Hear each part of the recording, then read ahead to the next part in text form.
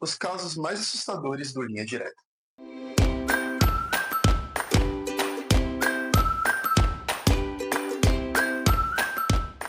Fala pessoal, Cláudio aqui e hoje a gente vai falar de algo que eu tinha muito medo nos anos 90, que é o Linha Direta. Linha Direta foi um programa que foi exibido na Globo durante muitos anos e aterrorizou as famílias, né, principalmente as crianças dos anos 90. Foi ali apresentado durante muitos anos pelo Hélio Costa, depois pelo Marcelo Rezende, pelo Domingos Meirelles, e voltou agora em 2024 com o Pedro Bial, porém, infelizmente, ele foi cancelado, acredito que por falta de audiência. Não sei, que é uma pena, porque o Linha Direta era um programa que ajudou a encontrar inúmeros foragidos da justiça. Eles prenderam muita gente, então, às vezes eles estavam passando aí na rua. E um detalhe que apavorava a gente era porque no final o apresentador deixava o número de telefone da Linha Direta e falava assim: esse bandido pode estar aí, do seu lado, na sua rua, na sua cidade. Então a gente ficava apavorado, porque tinha acabado de passar um crime, né? E eles faziam toda a simulação de como tinha sido né, o assassinato, ou enfim, toda a história. E depois ele falava assim: ele pode estar aí na tua cidade, então denuncie. E realmente era o que acontecia. Foi um programa extremamente necessário para o nosso país na época, tinha muita audiência, foi resolvido diversos crimes e fez justiça para muitas famílias, né, que tinham perdido ali seus entes queridos e viam essas pessoas sendo presas, né, foi feita muita justiça. E infelizmente, por alguns motivos, saiu do ar, né, e retornou ano passado, porém não vingou novamente. Uma pena, mas acabei recolhendo algumas histórias macabras que eu lembro aqui, que aterrorizaram as nossas noites, e são histórias reais, infelizmente, mas que realmente deixam a gente extremamente horrorizado, né? Principalmente para quem era criança na época, como eu falei antes. Então, bora lá relembrar alguns casos. O primeiro é Máscaras de Chumbo. Bom, esse aqui é um caso extremamente sinistro e até hoje não tem de fato uma solução. Manuel Pereira da Cruz e Miguel José Viana eram dois homens que foram encontrados somente com sobretudo e duas máscaras de chumbo. Então, assim, qual que é o nexo? Da onde que veio isso? O porquê que esses dois caras estavam usando essa máscara de chumbo? Os corpos dos dois foram encontrados no Morro do Vitem, em Niterói. E simplesmente não tinha nenhum sinal de tiro, de faca, de nada. Só tava o corpo dos dois ali juntos e com sobretudo e essas máscaras de chumbo esquisitas, com um bilhete que dizia o seguinte: 16h30, estar no local determinado. 18h30, ingerir cápsula. Após efeito, proteger metais. Aguardar sinal, máscara. Sinistro, né? Esquisito, nada com nada. Enfim, de fato, como era outra época, o que a galera pensou? Olha, eles provavelmente tiveram contatos com alienígenas, extraterrestres, e sofreram experiências, e por isso eles foram encontrados dessa forma, tal.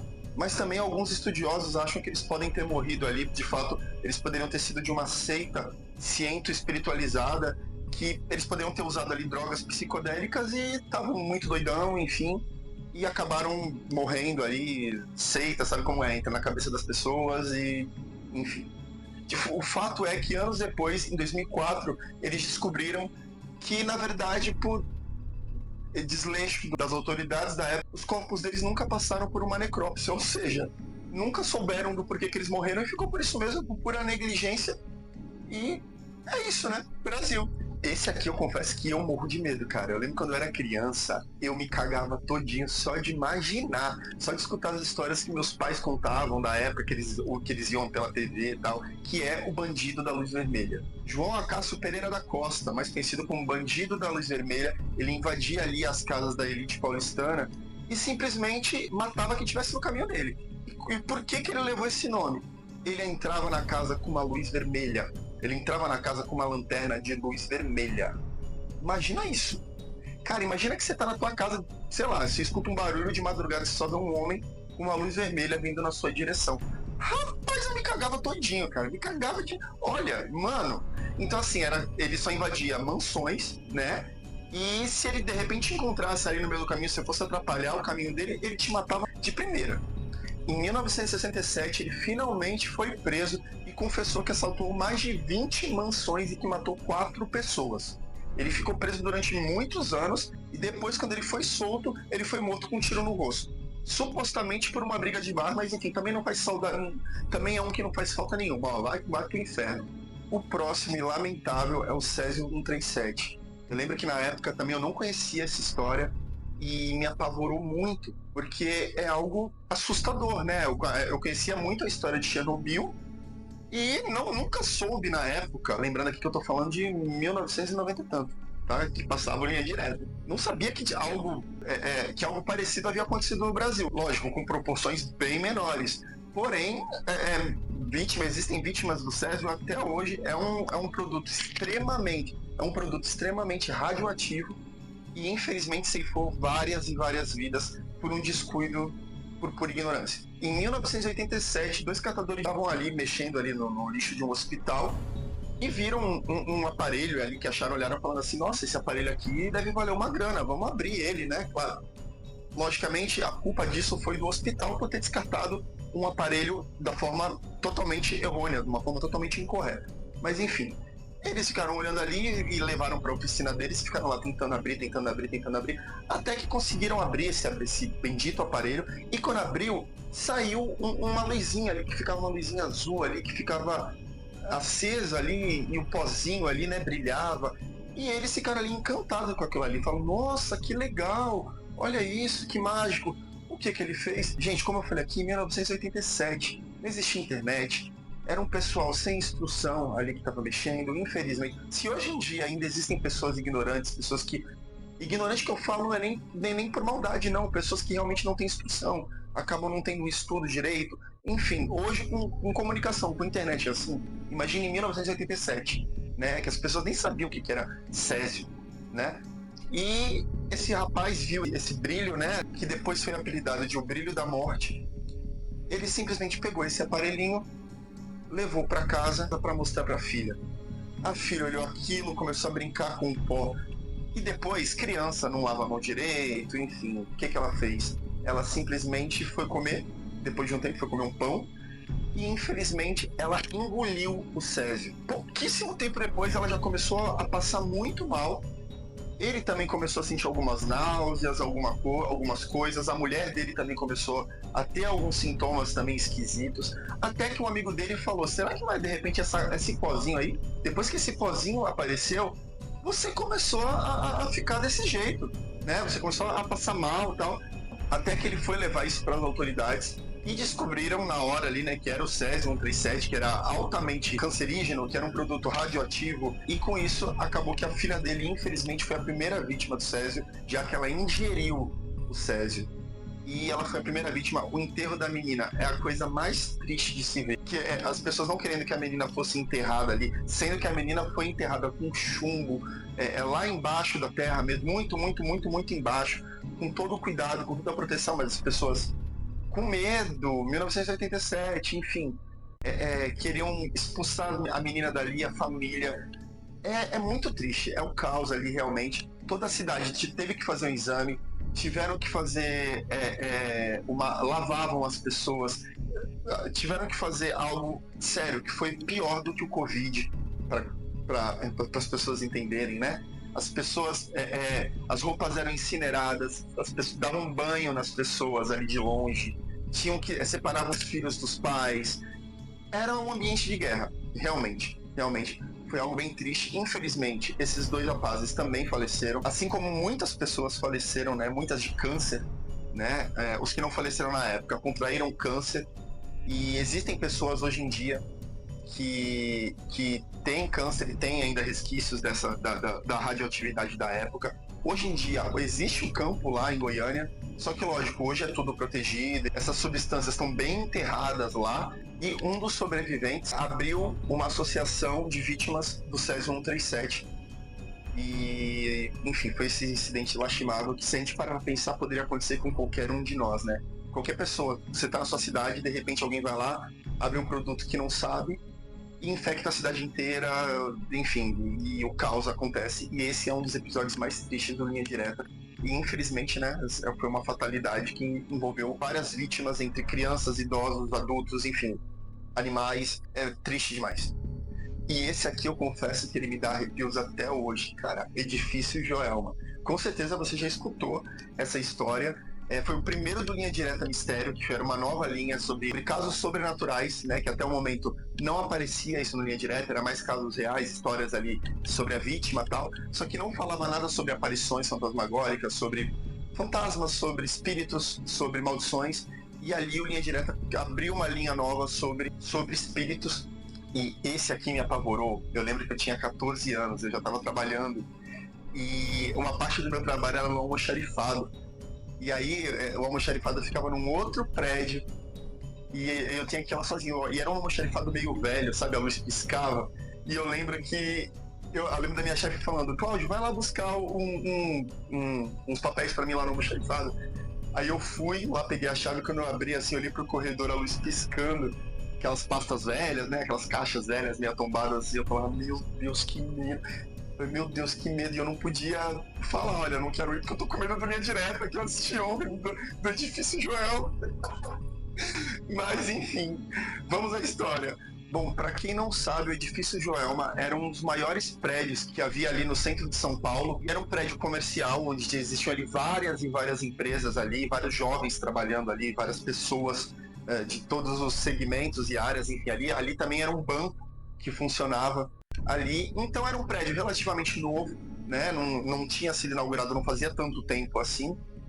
E em 1974, um curto-circuito no ar-condicionado acabou ocasionando esse incêndio. E infelizmente ele começou do meio para cima, né? Ou seja, quem estava em cima não conseguia sair. Por quê? Volto a falar também, 1974. Ou seja, não tinham leis sobre segurança no trabalho, questões de incêndio, nada disso, não tinha equipamentos, né, apropriados para caso houvesse um acidente, um incêndio como houve. E infelizmente esse incêndio que começou do meio do prédio para cima deixou várias vítimas, né? Mais de 191 vítimas e 300 pessoas feridas.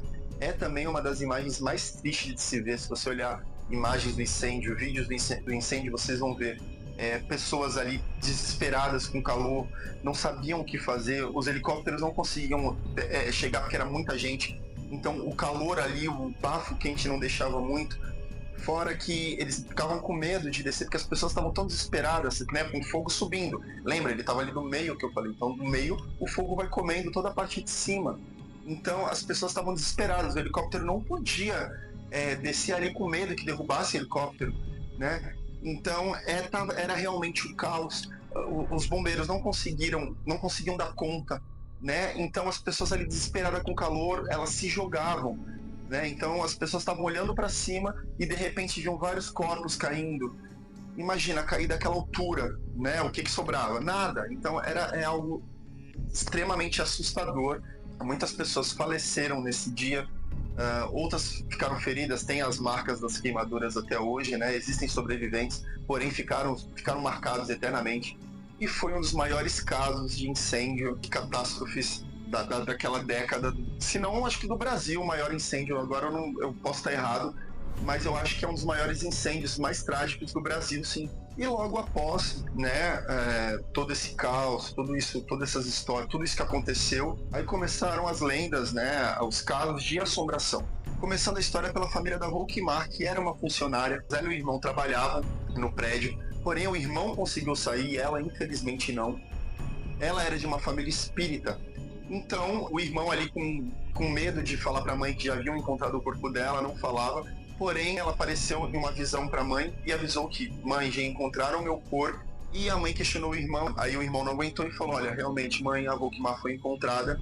E ela lançou, de fato, um livro depois, né? Um livro psicografado. Não tenho certeza se foi pelo Chico Xavier, mas contando ali um pouco das histórias, contando o que aconteceu. Inclusive, depois fizeram um filme baseado no Edifício Joelma, que a personagem principal era a Volkmar, interpretada pela Beth Lago. E numa determinada cena, enquanto eles estavam ali fazendo a cena, que é justamente a cena da morte das personagens, aparece ali na hora que estão tirando, na hora que a produção estava tirando umas fotos ali, e aparece, né, como se fosse uma pessoa ali na foto, que eles acham que pode ser alguém que estava perdido por ali, ou um guia espiritual, enfim. Não dá para saber, mas outro caso também que é sinistro, é o caso das 13 almas. Segundo a lenda, foram 13 pessoas que na hora ali do desespero entraram no elevador, né, e acabaram morrendo queimadas, né? Porque, gente, isso é fato, tá? Hoje em dia a gente sabe disso, mas na hora do desespero, né? Infelizmente, se tiver ocorrendo algum incêndio, alguma coisa no prédio que você esteja, não desça de elevador, jamais, tá? Jamais desça de elevador, porque realmente você vai morrer, tá? Porque é extremamente perigoso você descer de elevador. E essas 13 pessoas foram encontradas totalmente carbonizadas, né? E ninguém sabe de fato quem são, e elas foram enterradas como as 13 almas. Então, elas estão lá no cemitério, eu não sei se é no cemitério da Consolação, em São Paulo. Segundo relato ali de vigias, de coveiros, essas almas elas ficavam gritando à noite, né? Então eles ficavam escutando alguém agonizando como se estivesse sendo queimado. Então o que eles fizeram? Começaram a pegar balde de água e jogar nessas lápides, né? Para acalmar eles. Segundo a lenda, de fato, elas acalmaram e pararam com esses tormentos deles, né? Com esse sofrimento. Então algumas pessoas fazem pedidos, né? Para as almas e levam água ali na lápide delas e não pode, de hipótese alguma, acender vela nas lápides, justamente porque elas morreram queimadas, né? Então, um tempo depois, o edifício sofreu uma reforma, né, muito grande, e ele foi batizado como Edifício Praça das Bandeiras, tá? Então, hoje em dia não existe mais Edifício Joelma, hoje em dia é Edifício Praça das Bandeiras. Se você for lá na frente e falar alguma coisa do Joelma, de fantasma, eles não deixam você entrar, você não pode passear, até porque também é um prédio comercial, né? Mas se você for lá, eu quero gravar para alguma coisa, você não pode. Tá? Você pode gravar de longe, alguma coisa, mas se você for lá e falar, eu quero gravar fantasma, não sei o que. Não, eles não aceitam, é algo que não pode se falar lá dentro. Tá? Porém, existem muitos casos de pessoas que já trabalharam lá no prédio após o incêndio que falam que escutam barulhos estranhos, as luzes piscam, os vigias falam que sempre escutam barulhos estranhos, pessoas, vultos, pessoas que passam depois desaparecem na garagem. Então, assim, são casos extremamente sinistros. Eu não trabalharia nesse prédio nem a pau, nem que me pagasse, olha, não, se pagasse um dinheiro, acho que eu até iria. Colocava um fone, ninguém me viu. Com certeza ali, né, várias pessoas morreram ali no sofrimento, precisaria com certeza de um exorcismo, alguma coisa para acalmar tanto espírito ali que deve estar perdido ali. Então é realmente sinistro. E da onde que vem, né, o porquê do incêndio? Segundo as lendas, né, antigamente aquilo ali era um pelourinho, né, um local que, enfim, aquela coisa grotesca de escravidão e, enfim, aceitavam ali escravos naquela área, é o que falam, né. Outra coisa também que aconteceu, que não foi necessariamente no local do prédio, mas ali na redondeza, foi o crime do poço, onde um professor matou a mãe e as irmãs e escondeu o corpo delas num poço que ele mesmo construiu. Depois, quando ele foi descoberto, aí, depois teve todo um problema com as autoridades, né? Depois, quando ele foi descoberto, ele foi pro quarto e se matou antes que pudesse ser preso. Então, assim, não ficou uma energia ali muito boa, né? Então, algumas pessoas acham que toda essa negatividade atraiu também isso, então realmente não é um local muito bom. Embora existem muitas pessoas que também trabalham lá e falam que nunca viram nada, que nunca sentiu nada, que tá tudo bem. Porém, eu não arriscaria. Bom, pessoal, é isso. Espero que vocês tenham gostado. Se vocês quiserem, eu trago mais casos aqui do Linha Direta. É, com certeza era um programa que eu gostava muito, como eu falei. Foi um programa extremamente necessário. É uma pena que não deu certo essa nova versão, mas esses foram alguns casos sinistros que eu lembro. Existem vários, mas esses foram alguns dos que eu lembro. E espero que vocês tenham gostado. Deixem aqui a opinião de vocês, vídeos novos que eu posso trazer, o que eu posso falar. Curtam, por favor, compartilhem, se inscrevam no canal, ativem o sininho e eu vejo vocês no próximo vídeo, tá bom? Um beijo, valeu, gente!